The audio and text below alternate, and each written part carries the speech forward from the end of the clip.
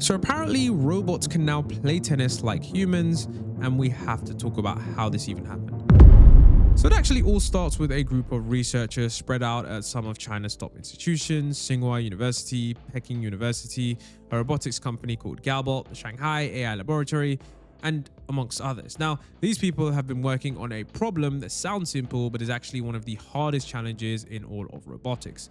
Getting a humanoid robot, not just an arm, not just a wheeled machine, an actual two-legged robot to do something real athletic, something in real time, and something that requires coordination that humans take for granted. Now, the sport they chose for this is tennis. And if you think about it for a second, tennis is that kind of nightmare scenario for a robot. The ball comes at you at 30 meters per second. That's over 60 miles per hour. You have to track it in real time, move your entire body into position, plant your feet, swing the racket, and make contact with a ball that is only touching your racket strings for a few milliseconds. Humans spend years learning how to do this, and some people spend their entire lives and they never get particularly good at this. Now, these researchers decided to teach a robot how to do it. Now, it wasn't just any robot either, it was the Unitary G1. Now, if you're not familiar with this, which you probably are, this is the small humanoid robot made by a small Chinese company called Unitary. It's about 127 centimeters tall, that's about 4'2". So we're talking about a robot the size of a primary school kid. Now, 29 degrees of freedom, which basically means 29 different joints it can move independently, and they replaced its right hand with a 3D printed connector so it could grip a full-sized tennis racket. Now, you've already maybe seen this where, you've had the Unitary G1 actually playing table tennis, but remember, table tennis is one thing. You're standing in the same spot basically, the ball is slow, the table is small, and tennis is a completely different beast. You're going to need full court movement, you're going to need to sprint, you're going to need to handle balls coming at 3, 4, 5 times faster than a ping pong ball. So this is where we have the system called LEMMiNO. So this stands for Learns Athletic Humanoid Tennis Skills from Imperfect Human Motion Data. And yes, that is an absolutely brutal acronym, but what the system actually does is genuinely incredible. So here's the problem that they were facing. If you want to teach a robot to play tennis, the obvious approach is to get data from really good tennis players, record a bunch of professional matches, capture every movement perfectly, feed it all into the system, and let the AI do its thing, learn from the best.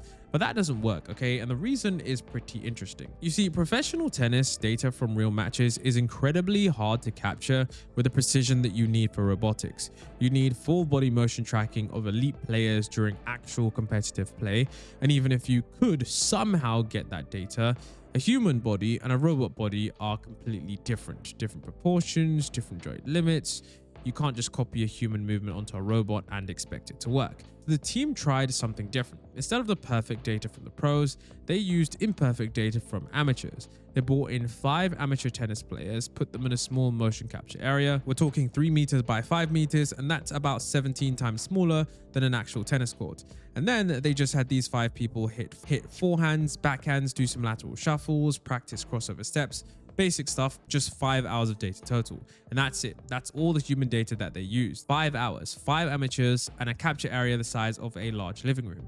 And you're probably thinking, well, how on earth do you go from that to a robot that's actual playing tennis rallies? Because those motion fragments are incomplete and from a tiny space, and those players aren't even playing real tennis, they're just doing isolated movements. Now, this is where the AI comes in, the brain. So this is what the researchers built. It isn't just a robot that copies human movements. It's a system that takes those imperfect fragments and figures out how to stitch them together into something that works on a full tennis court. So this is how it works. It's got like a 3-layer architecture. And first, you've got on the left-hand side, you can see here, you've got the motion tracker. This takes those raw human movements and translates them into something that the robot can physically do. Because remember, the robot's body is different from a human body, so its legs are shorter, its arms move differently, so the AI has to watch a human swing a forehand and figure out what the robot equivalent of that swing looks like. Not a perfect copy, a functional translation. And on top of that sits what they call a latent action space. And this is the clever bit. Instead of the robot learning raw joint movement, it learns a compressed representation movement. Think of it like this. Instead of memorizing every single muscle twitch in a tennis swing, the robot learns the essence of what a forehand feels like, the general shape of it, and then fills in the details itself. This means it can adapt, generate movements it's never actually seen in the training data, and then there's the high-level policy. This is the brain. This is the part that sees the ball coming, predicts where it's going to end, decides whether to hit a forehand or backhand, and coordinates the robot's entire body to get into position and make that shot. Now, all of this, the motion tracking, the latent space, the high-level policy, the risk correction, all of this gets trained in simulation first. The robot learns to play tennis entirely in a virtual environment, millions of rallies, millions of shots, all simulated. And then they transfer it to the real robot, and normally this is where everything falls apart. This is actually one of those biggest unsolved problems in robotics. It's called the sim to real gap. Because simulation is perfect, reality is messy.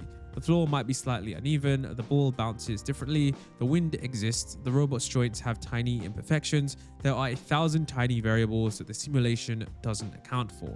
And historically, policies that work beautifully in the simulation, they completely fall apart the moment you put them on a real robot. So the team added randomization, and this is a really elegant trick. They deliberately made the simulation imperfect. They randomized the physics, they added noise to the observation, changing the friction, the ball behavior, the robot's own mass distribution.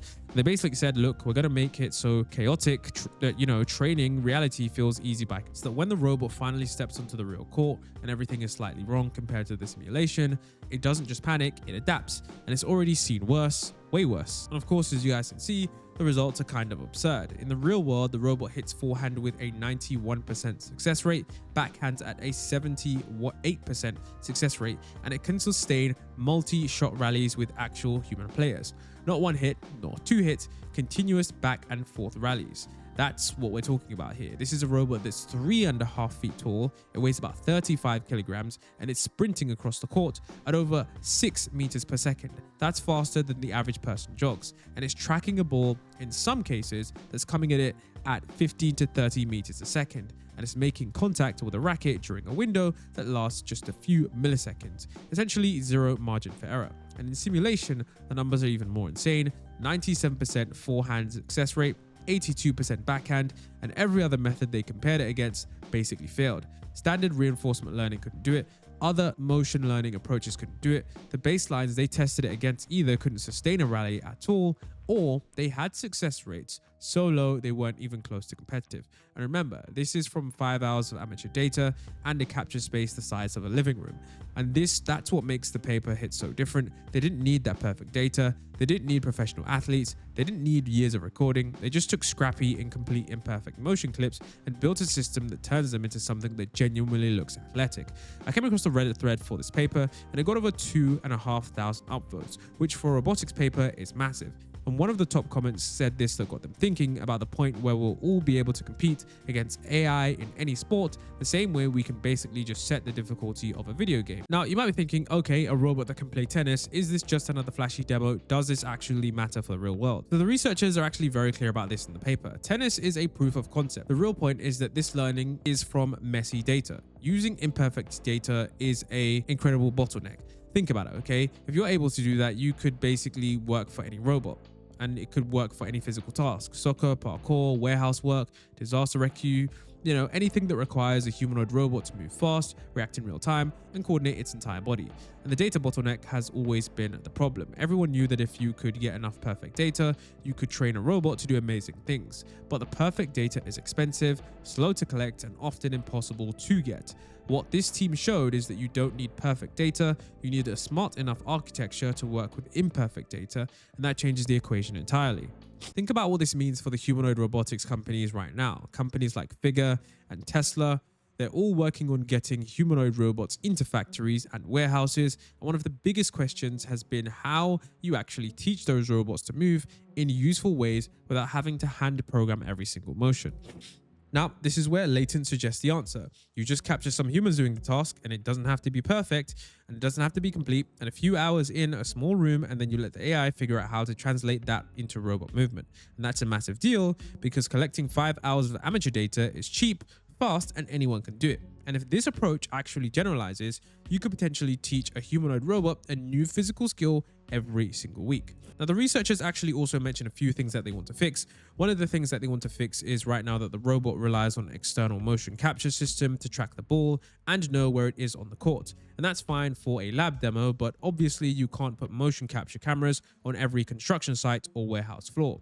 So the next step is getting the robot to use its own eyes, active vision, onboard cameras, making the robot fully self-contained. And of course, the next steps are to push towards multi-agent scenarios. Right now, it's one robot playing against one human, but imagine two robots playing against each other. A robot doubles partner, that would require a whole new level of coordination and strategy.